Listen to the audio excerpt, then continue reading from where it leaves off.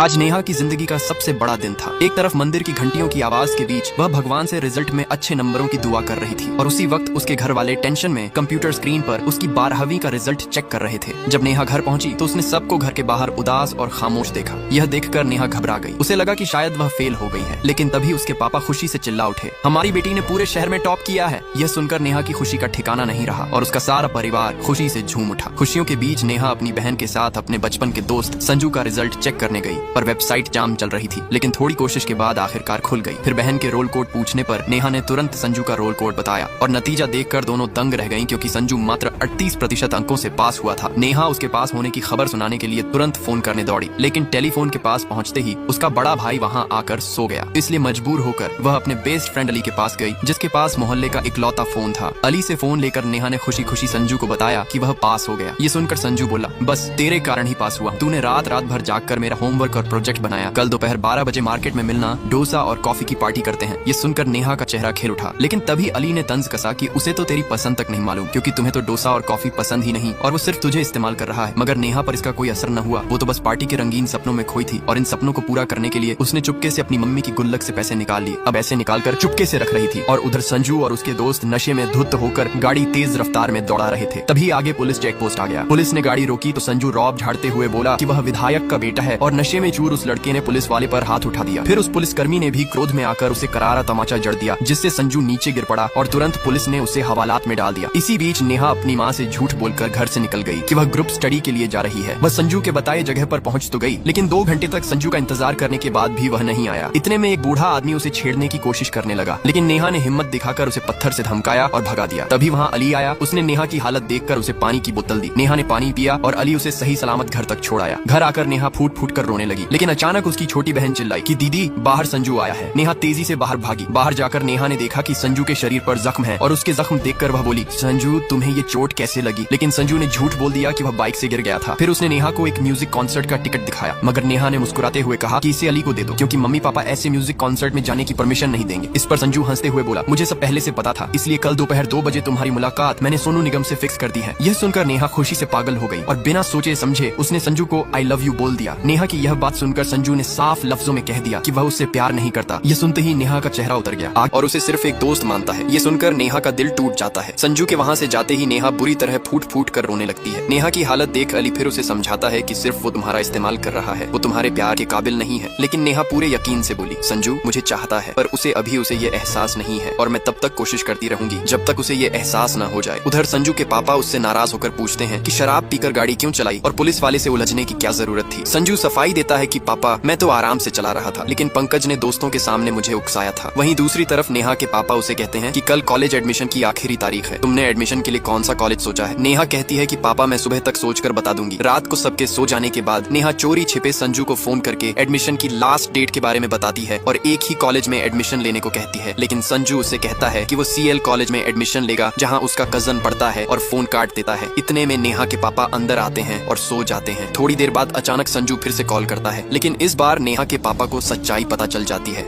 और फोन की रिंग सुनाई देते ही फोन नेहा के पापा उठा लेते हैं। नेहा रंगे हाथों पकड़ी जाती है। कॉलेज के पहले ही दिन सीधी साधी और पढ़ाकू नेहा को लगने लगा कि संजू भी उसे पसंद करने लगा है। क्लास खत्म होने के बाद संजू नेहा को बताता है कि कल फर्स्ट ईयर वालों के लिए वेलकम पार्टी है और वो भी इनवाइटेड है। ये सुनकर नेहा कहती है कि वो जरूर आएगी, लेकिन दूसरी तरफ संजू के दोस्त पंकज को उनकी दोस्ती रास नहीं आती। इसलिए वह नेहा को बताता है कि कैसे संजू ने नशे की हालत में उसके पापा को थप्पड़ मारा था। यह सोचते हुए कि नेहा यह जानकर संजू से दोस्ती तोड़ देगी, लेकिन नेहा पूरे विश्वास से कहती है कि संजू ऐसा नहीं कर सकता। वह उसके पापा को जानता है और वह बदमाश हो सकता है, मगर बदतमीज नहीं। तभी अचानक संजू वहाँ आ जाता है और बात को बदलते हुए कहता है कि यह बस एक शर्त थी, ये देखने के लिए कि नेहा उस पर भरोसा करती है या नहीं। यह सुनकर नेहा गुस्सा हो जाती है और कहती है कि किसी इंसान के नाम पर शर्त लगाना मजाक नहीं है और दोबारा ऐसा मत करना। फिर वह वहाँ से चली जाती है। उसके जाते ही संजू पंकज को चेतावनी देता है कि दोबारा उनके बीच न आए। अगले दिन नेहा संजू को इम्प्रेस करने के लिए पहली बार मॉडर्न कपड़े पहनकर पार्टी में आती है। ये देख संजू के दोस्त उसके कपड़ों पर भद्दे कमेंट करते हैं, जो संजू को बिल्कुल पसंद नहीं आता और वह नेहा से गुस्से में पूछता है कि यह क्या पहन लिया। इस पर नेहा कहती है, पार्टी में तो सब लड़कियां ऐसे ही कपड़े पहनती हैं। ये सुनकर संजू उससे कहता है कि तुम उन लड़कियों जैसी नहीं हो, तुम स्पेशल हो और कोई तुम्हें गंदी नजरों से देखे ये मुझे बर्दाश्त नहीं। अपने लिए संजू का नजरिया देखकर नेहा के दिल में उसके लिए फीलिंग्स और बढ़ जाती हैं, क्योंकि उसे लगता है कि लड़के ऐसी बातें सिर्फ अपने किसी खास के लिए ही कहते हैं। अब आगे क्या होगा जानने के लिए नेक्स्ट पार्ट कमेंट करें।